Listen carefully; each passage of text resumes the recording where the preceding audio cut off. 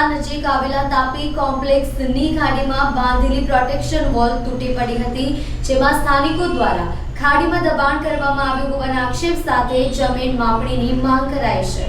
ગત રાત્રે 3 કલાકમાં પડેલા 7 ઇંચ જેટલા વરસાદમાં સોનગઢ ફોટા 4 રસ્તા નજીક આવેલા તાપી કોમ્પ્લેક્સની ખાડીમાં બાંધેલી પ્રોટેક્શન વોલ તૂટી પડી હતી, જેમાં સ્થાનિકો દ્વારા ખાડીમાં દબાણ કરવામાં આવ્યું હોવાના આક્ષેપ સાથે જમીન માપણીની માંગ કરાઈ હતી।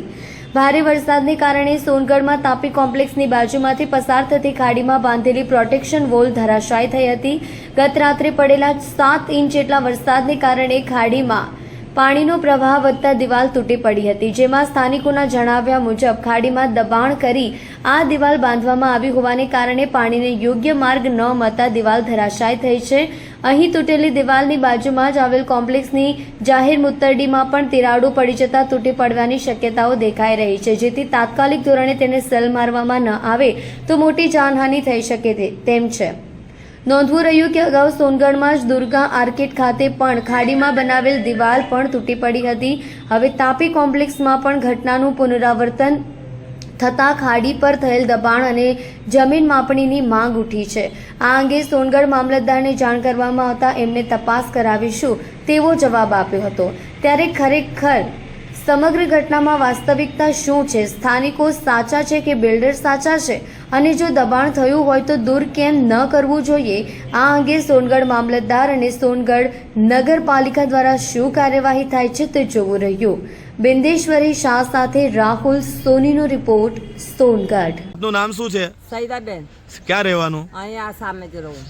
હવે આજે પાછળ દિવાલ તૂટી પડી છે ખાડીની બાજુમાં, તેના અંગે આપ શું કહેવા માંગો છો? તો આ પાણી અમારા ઘરોમાં ઘૂસે તો અમે અડધી રાતના કાં જઈએ? બોલો એમ કહો કે અમે તો પહેલેથી જ માંગ કરેલી છે કે ભાઈ આ દિવાલ અહીંયાથી તમે ઠેઠ સુધી નહીં ઉચકતો, પણ તો બી આ લોકોએ અંદર સુધી દિવાલ ઘાસે।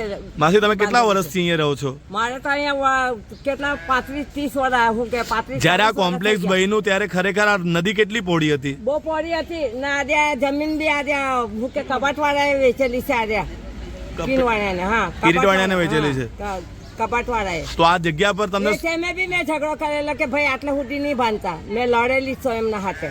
બરાબર, તો તમને શું લાગે છે આ દબાણ કરીને બનાવેલું છે? હવે દબાણ કરો કે ગમે તે કરો, પણ આ બાંધ્યું ને એ લોકોએ, પછી આપણે શું કહીએ? બરાબર છે। તમારી ફરિયાદ શું છે? બોલવા વાળું, હા, ફરિયાદ શું છે તમારી? અમારી ફરિયાદ એવું છે કે આ ભાઈ પાણીનો રસ્તો પહોળો કરે ના, પાણી અમારા ઘરોમાં નહીં ઘૂસવું જોઈએ। અડધી રાતના પોયરા લઈને અમે દોડીએ અહીંયાથી કાં સુધી અમે દોડીએ, એમ કહો તમે?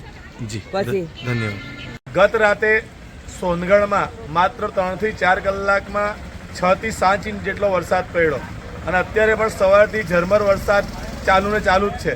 ત્યારે ગત રાતે પડેલા મુસળધાર વરસાદમાં આપ જોઈ શકો છો કે પાછળ જે તાપી કોમ્પ્લેક્સ આવેલું છે એ તાપી કોમ્પ્લેક્સ દ્વારા નદીની ખાડીને અડીને બનાવવામાં આવેલ દિવાલ જે છે એ ધરાશાયી થવા પામી છે।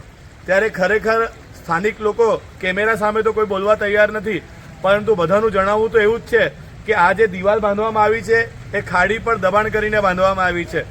આ કોમ્પ્લેક્સ બાંધતા સમયે ખૂબ બધી જગ્યા જે છે એ દબાણ કરીને અહીં બનાવવામાં આ દિવાલો તાણી બાંધવામાં આવી છે અને જગ્યાનું રોકાણ કરવામાં આવ્યું છે। ત્યારે તાપી જિલ્લા જે સિટી સર્વે ઓફિસર છે, જે ડિપાર્ટમેન્ટ છે, સોનગઢ મામલેદાર જે છે, સોનગઢ નગરપાલિકા જે છે, એમના દ્વારા જમીનની ફેરમાપણી કરવામાં આવે એવી માંગ ઉઠવા પામી છે। આપ અહીં જોઈ શકો છો, કેમેરામેનને કહીશ કે બતાવે, આજે બાજુમાં ટોયલેટ બાથરૂમ દેખાઈ રહ્યું છે, એ પણ અત્યારે તો ભયજનક છે। નગરપાલિકાએ તાત્કાલિક ધોરણે એના પર પટ્ટીઓ મારીને એને બ્લોક કરાવવું જોઈએ, નહીં તો આ ટોયલેટ બાથરૂમમાં કોઈ વ્યક્તિ જશે અને આખું ટોયલેટ બાથરૂમ તૂટી પડે એવી કન્ડિશન અહીં સર્જાવા પામી છે। ત્યારે તંત્ર ક્યારે આ જમીનની માપણી કરાવે છે અને ક્યારે સત્ય બહાર લાવે છે? અગાઉ દુર્ગા આર્કેડમાં પણ આ જ ઘટના થવા પામી હતી। દુર્ગા આર્કેડમાં પણ આ જ રીતે જે સુરક્ષા દિવાલ હતી એ ધરાશાયી થઈ હતી પાણીના કારણે, અને એ પણ ખાડીના કિનારે જ બાંધવામાં આવ્યું હતું। ત્યારે એમાં પણ ફરિયાદ ઉઠવા પામી હતી અને સેમ એ જ કિસ્સો અહીં થયો છે। ત્યારે સોનગઢ તાલુકા અને તાપી જિલ્લામાં ખાડીના કિનારે કોના બાંધકામો થયા છે એ તમામ બાંધકામોની તપાસ થાય તો મોટો ભ્રષ્ટાચાર, મોટું લેન્ડ ગ્રેબિંગનું કૌભાંડ બહાર આવે એવું છે, ને અહીં પણ લેન્ડ ગ્રેબિંગનો ગુનો નોંધવામાં આવે એવી પણ લોકમાંગ ઉઠવા પામી છે। ત્યારે આ દિશામાં તંત્ર ક્યારે ને શું પગલાં લે છે તે જોવું રહ્યું। હું બિંદેશ્વરી શાહ, ગુજરાત કા ખબરીલાલ ન્યૂઝ, તાપી।